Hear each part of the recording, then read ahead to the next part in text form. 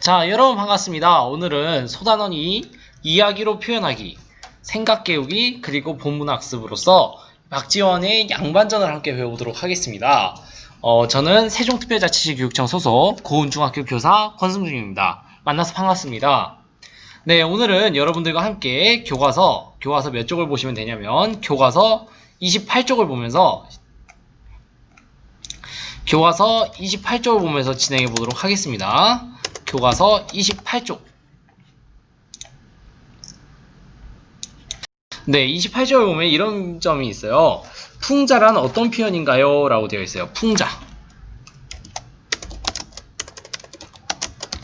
풍자란 어떤 표현 방법일까요? 네, 풍자 같은 경우에는 부정적인 현상이나 모순 등을 웃음을 유발하며 비판하는 표현 방법입니다. 뿐만 아니라 대상을 직접 공격하지 않고 돌려서 비판하는 표현 방법이라고도 볼 수 있습니다. 자, 그랬을 때 이 문학작품에서 풍자를 활용하는 이유는 무엇일까요?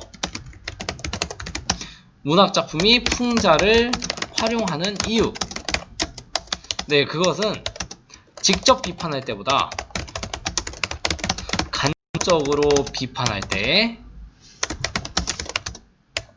대상을 더욱 인상 깊게 비판할 수 있기 때문입니다.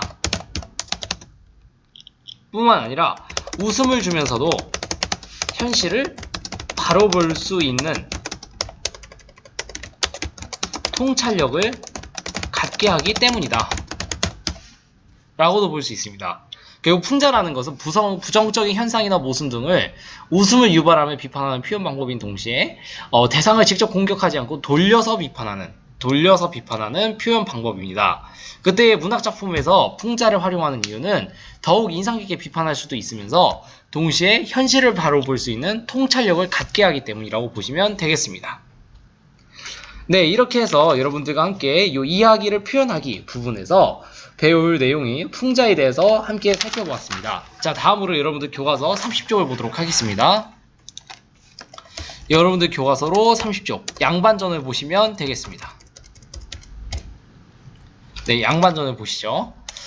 자, 양반전. 이 양반전 같은 경우에는 박지원이 쓴 이제 소설인데 고전 소설입니다. 그래서 조선시대 때 만들어진 소설이에요. 그랬을 때 집권층의 허례허식과 의선을 비판하고 이용우생을 강조하는 박지원이 작가의식이 잘 드러나는 대표적인 작품입니다. 그랬을 때 조선 후기의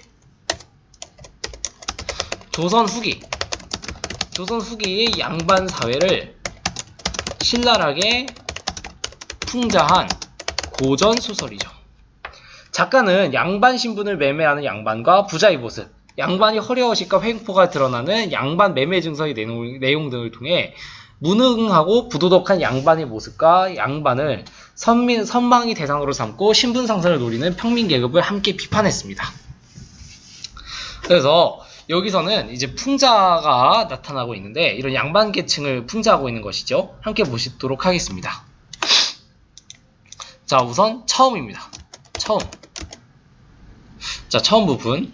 양반이란 선비를 높여서 부르는 말이다. 이것이 바로 양반의 의미입니다.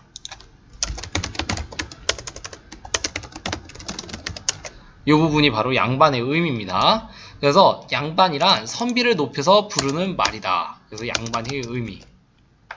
자, 그래서 강원도 정선군에 한 양반이 살고 있었다. 바로 이 강원도 정선군은 뭐냐면 작품의 공간적 배경이라고 보시면 되겠어요. 작품의 공간적 배경. 그래서 한 양반이 살고 있었는데 이 양반은 어질고 그릴기를 좋아해요. 라고 되어 있어요. 이거 같은 경우에는 어질고 그릴기를 좋아해요.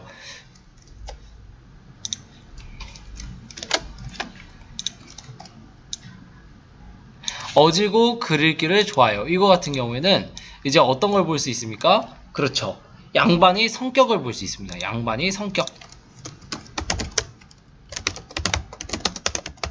양반이 성격이라고 보시면 되겠습니다. 그래서 이 군수가 새로 부임할 때마다 몸소 그 집을 찾아가서 인사를 드렸다. 그런데 이 양반은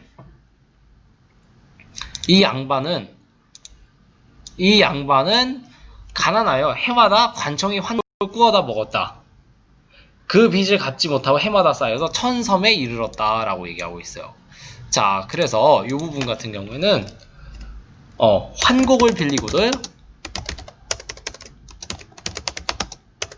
경제적 능력이 없어 갚지 못하는 양반의 처지가 나타납니다. 환곡을 빌리고도 경제적 능력이 없어 갚지 못하는 양반의 처지가 여기서 드러나죠. 요 이의 양반에서부터 그리고 이를 얻다까지 여기까지 요 내용이 들어있습니다. 그랬을 때 강원도 감사가 요 강원도 감사라는 거는 여러분 감사가 뭡니까? 여러분들 감사? 땡큐 감사가 아니라 여기서 감사는 조선시대에 둔 각 도의 으뜸 벼슬입니다. 그러니까 강원도 감사라는 거는 강원도에서 으뜸 벼슬이 되는 거겠죠. 강원도의 으뜸 벼슬. 어떤 놈이 양반이 나라의 국시를 충내했단 말이냐라고 해서 감사는 그 양반을 잡아 가두라고 명했습니다. 이제 감사가 양반을 잡아 가두라고 명한 것이죠. 잡아 가두라고 명했다. 자, 그래서 이 부분 같은 경우에는 감사의 명으로 곤경에 처한 양반이라고 보시면 되겠습니다. 감사의 명으로 곤경에 처한 양반. 자, 그래서 군수는 그 양반이 가난해서 빚을 갚지 못하는 것을 딱하게 여겨 차마 가두지는 못하였다라고 되어 있어요. 가두지는 못하였다. 그러나 군수도 양반의 빚을 해결할 방법은 없었다. 자, 결국 군수 같은 경우에 양반은 어떻게 여깁니까? 군수는 양반을 안타깝게 여기죠. 군수는 양반을 안타깝게 여깁니다. 그러나 군수도 해결할 방법은 없었죠. 양반은 빚을 갚을 길이 없어서 밤낮으로 울기만 했다. 그의 아내가 양반을 몰아붙였다.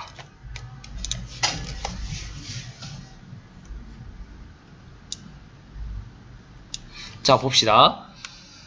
양반의 무능한 모습을 여기서는 휘하하고 있습니다. 여기서는 양반의 무능한 모습을 휘하함. 이 양반이 무능하지 않습니까? 지금 빚을 갚을 길도 없다고 하면서 우는 거? 그래서 휘하하, 우스꽝스럽게 표현하고 있는 거죠. 당신은 평소에 글 읽기만 좋아하더니 환곡을 갚는 데는 전혀 도움이 안 되는구려. 쯧쯧. 이제 아내가 얘기하는 겁니다. 그래서 아내의 말을 통해서 양반에 대한 작가의 비판의식이 여기서 드러나고 있다고 보시면 되겠습니다. 그래서 이 부분은 어떻게 보시면 되냐면 양반의 무능과 비생산성을 비판하는 아내입니다. 양반의 무능과 비생산성을 비판하는 아내. 그래서 이 부분 같은 경우에는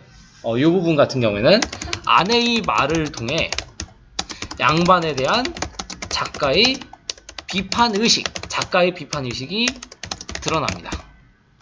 아내의 말을 통해 양반에 대한 작가의 비판의식이 드러나고 있습니다. 자, 그래서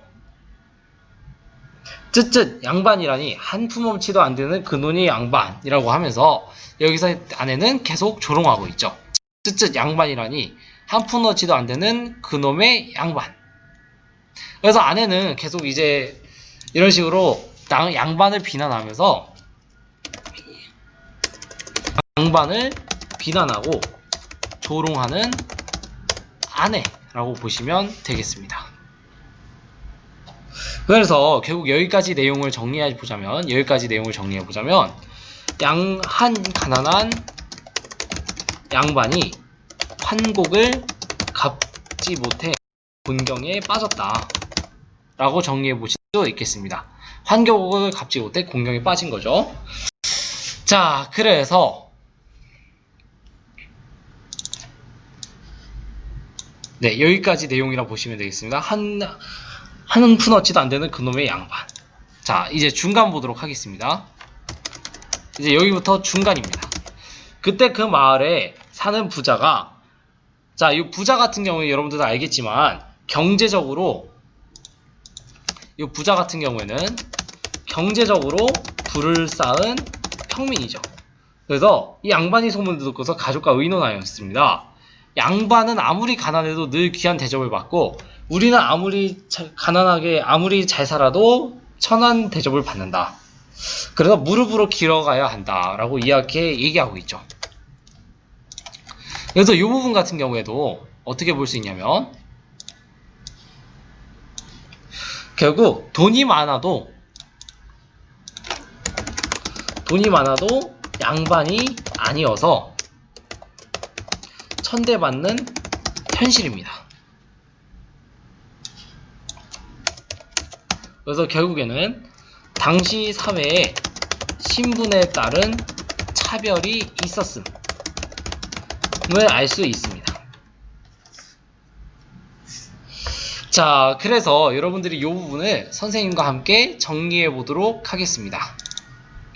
이제 이 부분을 선생님과 함께 정리해 보면 이런 것이죠. 양반전의 처음 부분에 나타난 풍자의 내용과 방식입니다.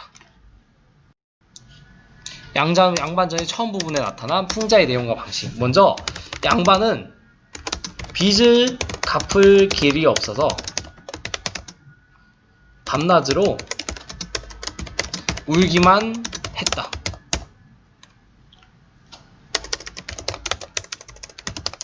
밤낮으로 울기만 하였다라고 되어 있어요. 이 부분 같은 경우에 어떻습니까? 무능한 양반의 모습을 휘하하고 있죠. 그런데 쯧쯧 양반이라니 한 푼어치도 안 되는 그놈의 양반. 이와 같은 경우에 어떻습니까? 그렇죠. 빈정거리는 말투로 양반을 조롱하는 아내의 말. 이런 아내의 말을 통해서 양반의 무능과 비생산성을 비판하고 있습니다. 네, 여기까지 함께 보았습니다. 그래서 우리 신세가 아주 가엾지 않느냐. 그래서 우리가 저 양반 신분을 사서 양반 신분으로 살아보자 라고 얘기하고 있어요.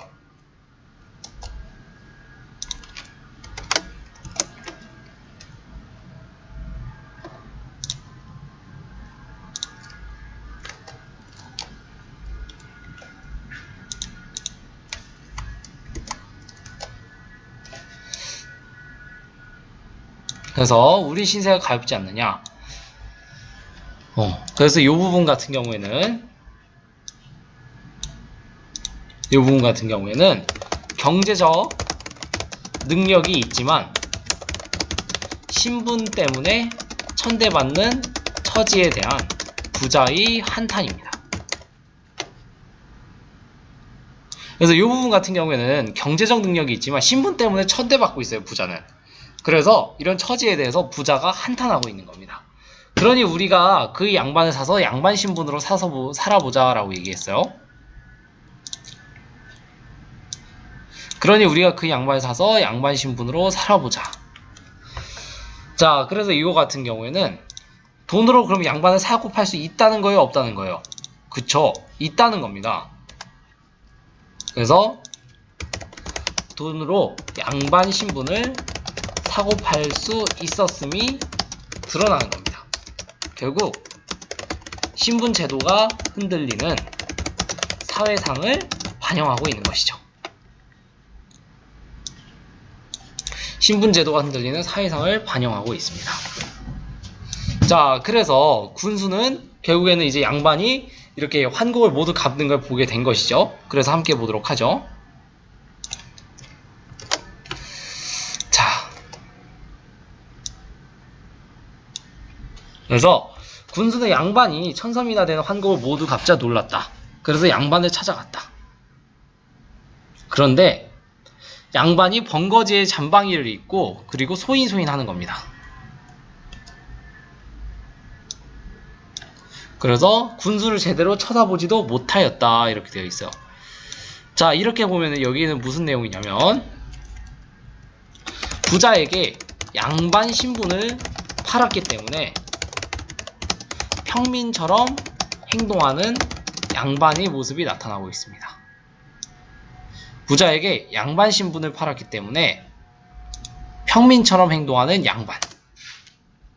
그렇죠. 그래서 부자에게 양반을 팔았기 때문에 평민처럼 행동하는 양반이 나타납니다. 그 중에서도 소인이라는 건 뭐에 나타나냐면 소인, 소인하고 있어요. 소인. 이 소인이라는 게 무엇이냐, 여러분들?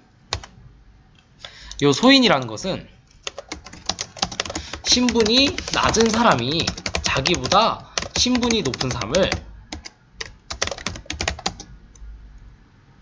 상대하여 자기를 낮추어 이르던 1인칭 대명사입니다.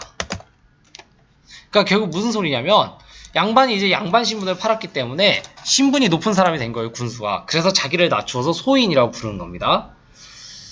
자, 그렇습니다. 그래서 여러분들과 함께 이 날개 문제를 함께 보도록 하죠. 이 날개 문제 보면 부자가 양반 신분을 사려고 하는 이유를 말해보자 라고 되어 있어요. 부자가 양반 신분을 사려고 하는 이유를 말해보자. 자, 부자는 양반 신분을 왜 사려고 했어요? 그렇죠. 무엇을 갚기 위해서? 맞습니다. 부자는 평소 천한 대접을 받는 것에 한이 맺혀있기 때문입니다. 그래서 양반이 환곡을 갚지 못하고 있자 부자가 양반 신분을 사려고 하는 거죠. 그랬을 때 양반이 자신을 낮추는 이유는 무엇인가 라고 얘기하고 있어요. 여기서 양반이 자신을 낮추는 이유는 무엇인가? 양반은 왜 자신을 낮추고 있어요? 그거는 자기 대신 환곡을 갚아준 부자에게 양반 신분을 팔아서 자신은 이제 양반이 아니라고 생각했기 때문입니다.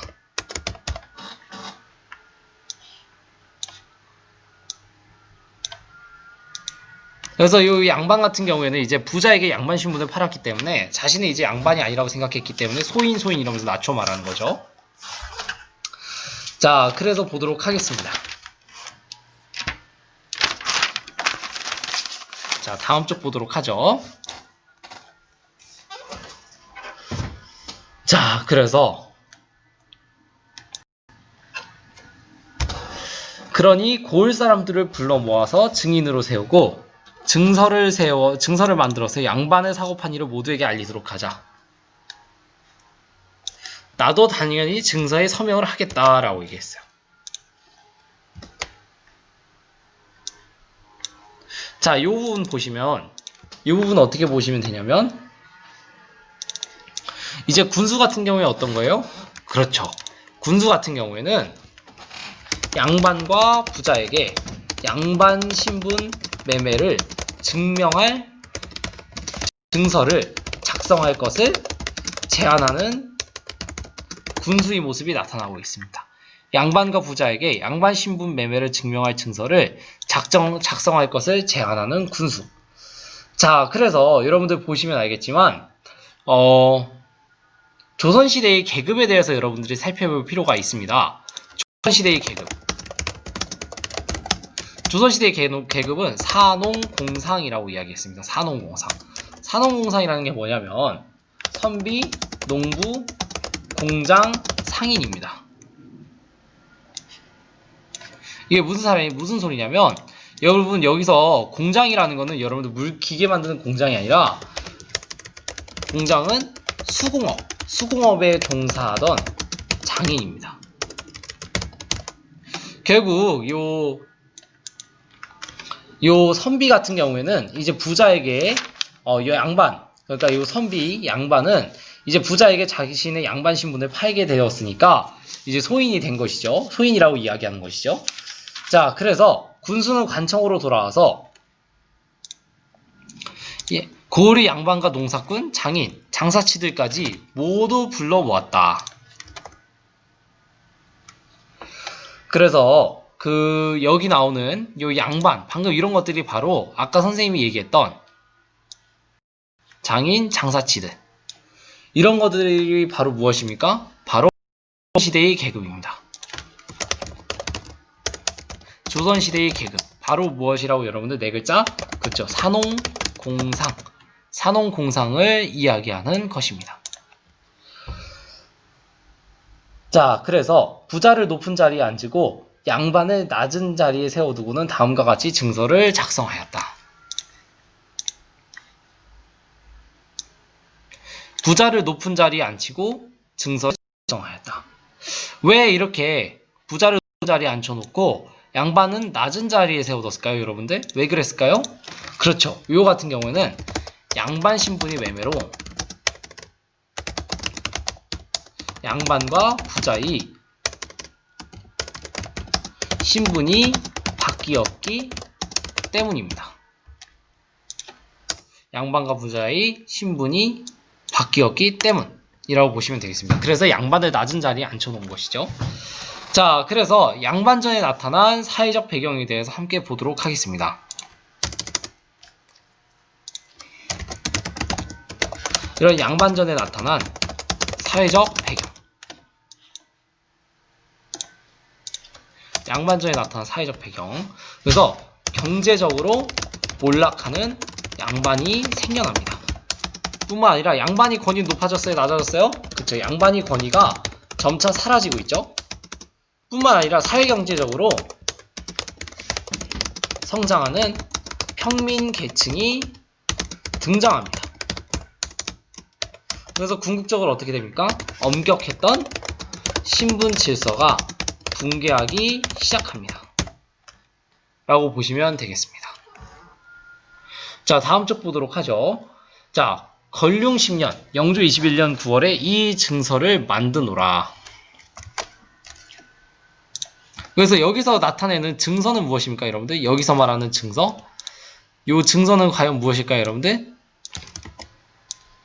그렇죠. 요 증서 같은 경우에는 어떤 내용이냐면 증서는 첫 번째 양반 매매 증서입니다. 여기서 증서는 첫 번째 양반 매매 증서. 양반 매매 증서를 얘기하는 거예요. 그래서 이 문서는 천섬으로 양반을 사고 팔아서 환곡을 갚은 것을 증명한다.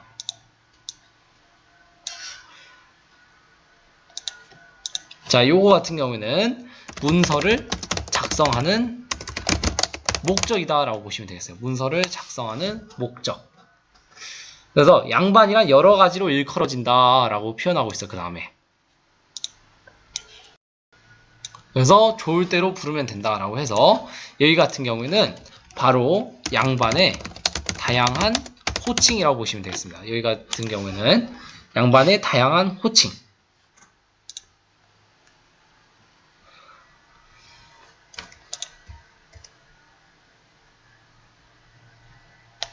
자, 그래서 더러운 일을 딱 끊고 옛사람을 복받고 높은 뜻을 가져야 하며 뭐 이런 식으로 얘기용이 쭉 있죠.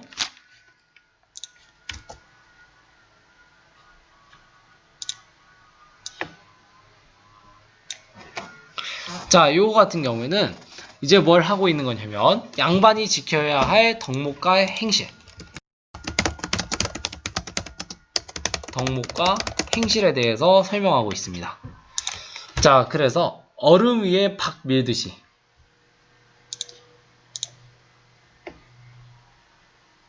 얼음 위에 박 밀듯이 이거 같은 경우에는 뭐냐면 얼음 위에 박 밀듯이는 뭘 나타내는 거냐면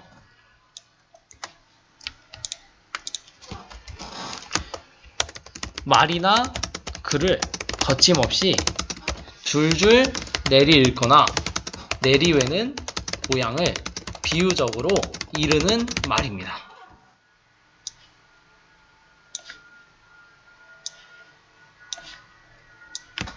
이런 모양을 비유적으로 이르는 말. 이걸 바로 얼음 위에 박 밀듯이 라고 표현하고 있어요. 자, 그래서 모자의 물결 무늬가 뚜렷하게 해야 한다.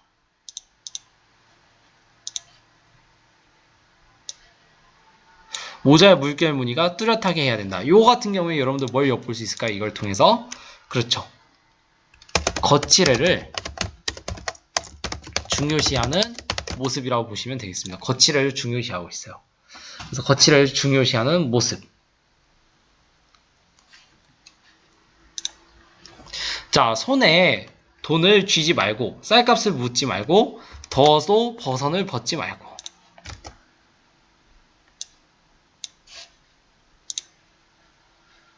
자, 이거 같은 경우에는 손에 돈을 쥐지 말고 쌀값을 묻지 말고. 이거 같은 경우에는 어떤 점을 알 수 있습니까? 실생활과 관련 있는 일을 멀리한다는 것입니다. 실생활과 관련 있는 일을 멀리한다. 뿐만 아니라 더워도 버선을 벗지 말고. 더워도 버선을 벗지 말고라고 그랬어요. 이거 같은 경우에 어떨까요, 여러분들? 더워도 버선을 벗지 말고. 여기는 격식을 지키기 위해 불편을 감수합니다. 결국 뭐 물 후루룩 마시지 말고 뭐 이런 식으로 쭉 나와 있는데 결국 궁극적으로 이걸 통해서 여러분들이 알 수 있는 것은 무엇입니까? 결국 체면과 형식. 체면과 형식에 얽매여 있는 양반의 모습을 여러분들이 여기서 알 수 있는 겁니다. 체면과 형식에 얽매여 있는 양반의 모습을 여기서 알 수 있었습니다. 자, 그랬을 때 여러분들 옆에 있는 날개 문제 보도록 하겠습니다. 첫 번째 증서에 나타난 양반의 모습은 어떠한가? 라고 묻고 있어요. 여기서 양반의 모습은 어떻습니까, 여러분들?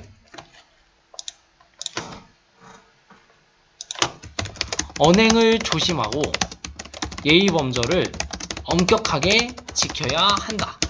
이렇게 볼 수도 있고, 또 어떻게 보면은 글을 읽기에 힘쓰고 무력을 버려야 한다라고 볼 수도 있고, 뿐만 아니라 실속 없이 예절과 법도를 지키며 실생활과 동떨어진 글 공부를 해야 한다 라고도 볼 수 있겠습니다.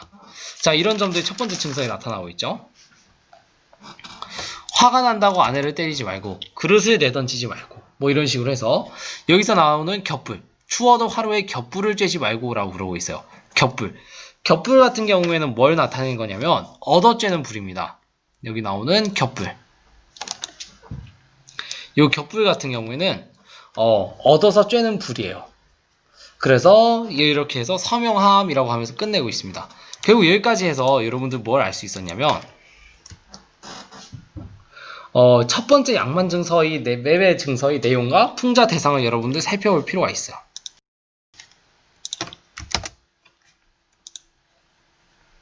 여기까지 해서 여러분들이 첫 번째 양반 매매 증서, 이것이 내용과 풍자 대상을 함께 살펴보도록 하겠습니다.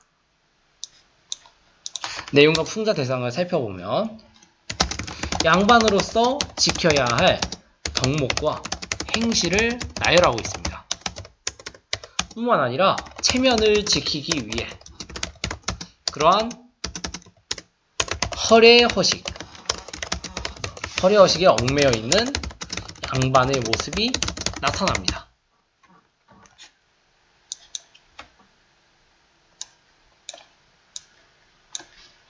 자, 그래서 허례허식에 얽매여 있는 양반의 모습이 나타나는데 결국 거칠애와 형식적인 관념, 이런 거에만 얽매여 있는 양반의 모습을 풍자하고 있습니다. 이게 바로 첫 번째 양반 매매 증서를 통해서 그 내용과 그리고 풍자 대상이라고 보시면 되겠죠. 그래서 이런 식으로 여러분들이 여기서는 이런 내용을 알 수 있었고, 뿐만 아니라 이걸 통해서 어떻게 풍자되고 있는가, 이러한 형식적인 관념, 그리고 거칠에만 얽매여 있는 것을 풍자하고 있는 것이죠. 자, 그래서 요 부자는 이제 이걸 보고서 어처구니가 없어서 한참이나 멍하니 있다가 양반이라는 게 겨우 요것뿐이니까 이렇게 얘기하고 있죠. 자, 그래서 이 부분을 함께 보도록 하죠. 저는 양반이 신선 같다고 들었는데,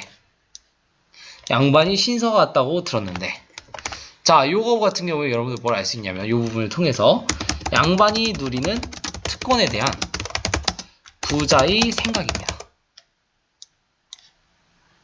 양반이 누리는 특권에 대한 부자의 생각은 양반이 신선 같다라고 했어요. 원하옵건대 제게 이익이 되도록 고쳐주십시오 라고 했어요. 원하옵건대 제게 이익이 되도록 문서를 굳혀주십시오. 자, 그래서 양반 신분을 통해서 어떻게 하려는 의도가 드러날까요? 양반 신분을 통해 이익을 얻으려는 부자의 의도가 드러납니다. 그래서 결국 문서를 다시 작성하였습니다. 왜 그럴까요, 여러분들? 왜 문서를 다시 작성하였어요? 그렇죠. 이거 같은 경우에는 부자가 자신에게 이익이 되도록 고쳐달라고 요청했기 때문입니다. 부자가 자신에게 이익이 되도록 고쳐달라고 요청했기 때문에 문서를 다시 작성한 것입니다. 자, 그래서 여러분들과 함께 여기까지 해서 함께 오늘 양반전을 읽어보았습니다. 내일부터는 바로 여기, 바로 이제 두 번째 매매 증서를 함께 여러분들과 함께 생각해보기와 함께 박지원의 양반전을 읽어보았습니다. 저는 세종특별자치시 교육청 교사 권승준이었습니다. 여러분들 모두 고생하셨습니다.